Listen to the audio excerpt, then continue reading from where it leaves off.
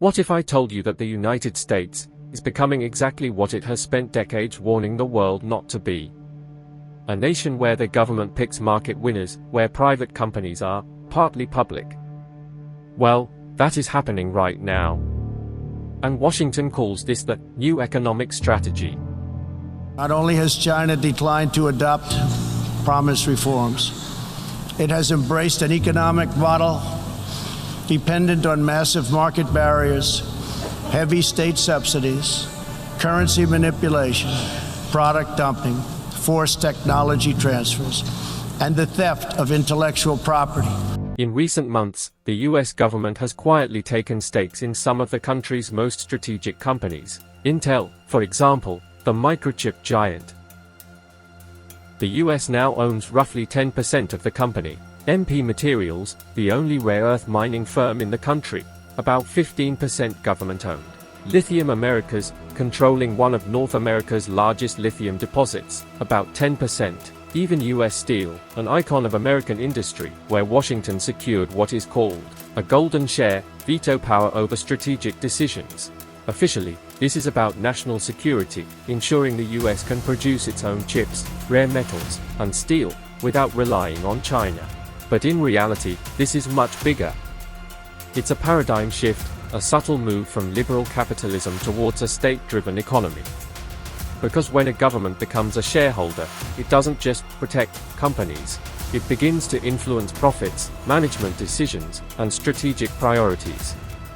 In other words, the market is no longer entirely free. And the ironic part? This is exactly the model the US has spent decades criticizing, China's system. For years, Washington condemned so-called state capitalism in China. A system where Beijing holds stakes in strategic companies and uses them to direct the economy. Because when a government becomes a shareholder, it doesn't just protect companies. It begins to influence profits, management decisions, and strategic priorities. In other words, the market is no longer entirely free. And the ironic part? This is exactly the model the US has spent decades criticizing, China's system. For years, Washington condemned so-called state capitalism in China. A system where Beijing holds stakes in strategic companies and uses them to direct the economy. A system deemed unfair, manipulative, and dangerous for global competition. Yet today, America is doing the exact same thing. So, how did we get here? And more importantly, is this a good or bad thing? First, let's look at how the US government acquires these stakes. It's not by printing money or nationalizing industries outright. It's far subtler, using tools like the Chips and Science Act, Department of Energy loan programs, the Defense Production Act. Take Intel. Instead of simply granting subsidies to build new semiconductor plants, the Treasury converted some of that funding into equity, roughly 9.9% ownership, with the option to buy more if Intel meets certain production targets.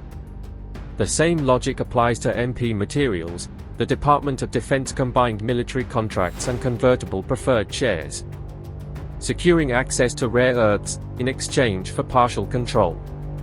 For Lithium Americas, a massive $2.3 billion loan was renegotiated with a hidden clause: the right for the government to acquire up to 10% of the company if the mining project succeeds. In short, Washington isn't legislating, it's investing. And behind every loan, contract, and approval lies a government stake. So, is this smart or dangerous? It depends on your perspective. On one hand, it's a strategically brilliant move. The world is entering an era of total industrial competition. China controls 90% of rare earths, 70% of refined lithium, and nearly all solar panel production. The US could no longer simply let the market decide. But on the other hand, it blurs the line between capitalism and state intervention. If the government decides which companies deserve funding, contracts, or political protection, is it still a free market? And here is where the comparison with China becomes concerning. In China, politically connected firms thrive. The rest struggle to survive. Innovation slows, creativity suffocates. And companies spend more time courting politicians than developing new ideas. If America follows this path, it risks importing the very weaknesses of the model it criticizes. But the global context explains it. The world is splitting into two economic spheres. One dominated by the dollar, the other by the yuan. Two world views. Two ways of running an economy. And both are racing for the same prizes: resources, energy, microchips, and control over artificial intelligence. In this race, China is ahead. It controls extraction, refining, production. The US seeks to regain leverage by copying China's model while claiming to defend free markets. It's a fascinating paradox. To save American capitalism, Washington is transforming it into state capitalism. And yet, this is not entirely new. Back in the 1940s, during World War II, the US government controlled steel, oil, and weapons. Today, the weapons are different. Semiconductors, AI, and rare earth metals.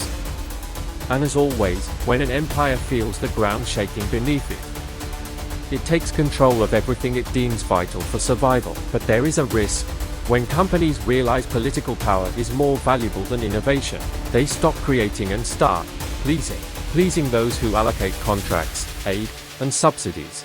Over time, the economy loses its engine, competition. So here's the fundamental question. Can a free market survive when survival depends on state control? What Washington is doing isn't betraying capitalism. It's its logical evolution in an era of economic warfare. America doesn't want to copy China. It wants to survive in a world China has already shaped. And if this strategy succeeds, it could redefine the 21st century. A world where each great power owns parts of its economy, where the line between public and private hardly exists anymore. But if it fails, it could mark the end of what we currently call market economy. Perhaps the future of capitalism isn't freedom. Perhaps it's control. And sometimes, control is the only way to remain free.